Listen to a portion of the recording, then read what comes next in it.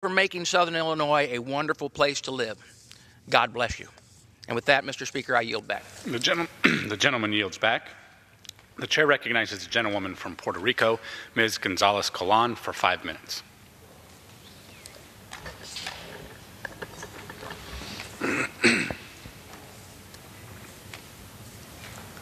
Thank you, Mr. Speaker. Today, after almost 120 years under the American flag, Puerto Rico remains as a colony of the United States or under the territorial clause, to use the constitutional term. Our residents are subject to the second-class citizenship. For all these years, the federal government has denied equal rights to all Puerto Ricans who have, in war and peace, made countless contributions to our nation, who have bravely fought in every conflict since the Great War, defending our democracy values. They are being denied the right to vote for their commander-in-chief and have full representation in this Congress. A large number of them have made the ultimate sacrifice, and when they do, their casket is flown back, covered in an American flag with 50 stars, and without the one representing them.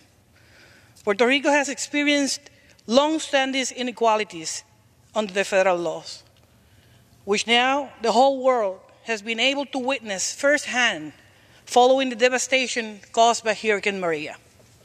Before that, hundreds of thousands of Puerto Rico have already rejected this discrimination, choosing instead to buy their equality with a one-way airline ticket to Florida, or simply changing their state zip code.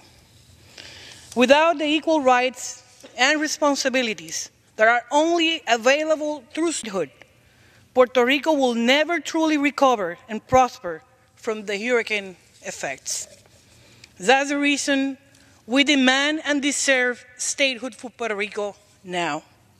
The islands overwhelmingly voted for statehood in 2012 by a margin of 61%. And in June of last year, 97% of the island voted again for statehood. That's the request that brought me here.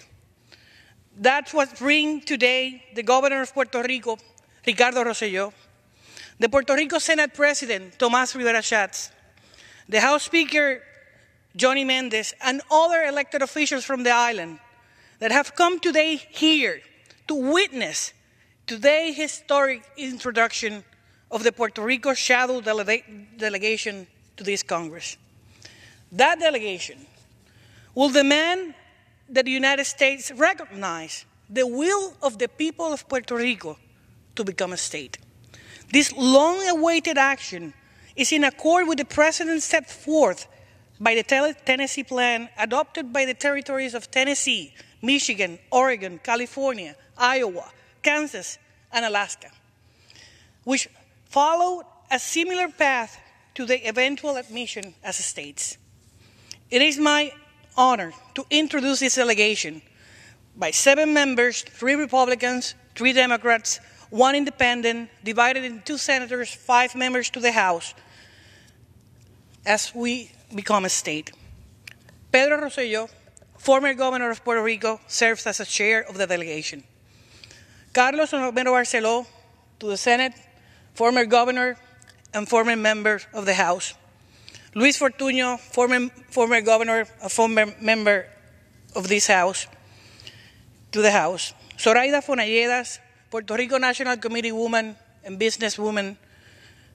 Charlie Rodriguez, State Chairman of the DNC and former Senate President. Alfonso Aguilar, President of the Latino Partnership for Conservative Principles. And Ivan Puch Rodriguez, as a Major League Baseball player inducted to the Hall of Fame.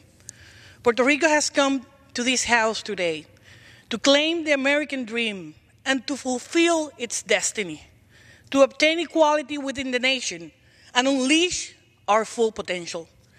Statehood will make Puerto Rico stronger, but we together will make the United States a more perfect union. With that, Oh, thank you, Mr. Speaker, and I yield back. The gentlewoman yields back. The chair recognizes the gentleman from Minnesota, Mr. Walls, for 5 minutes. Thank you, Mr. Speaker. I rise today to recognize Sergeant Major Robert Hawkins of the United States Army for his extraordinary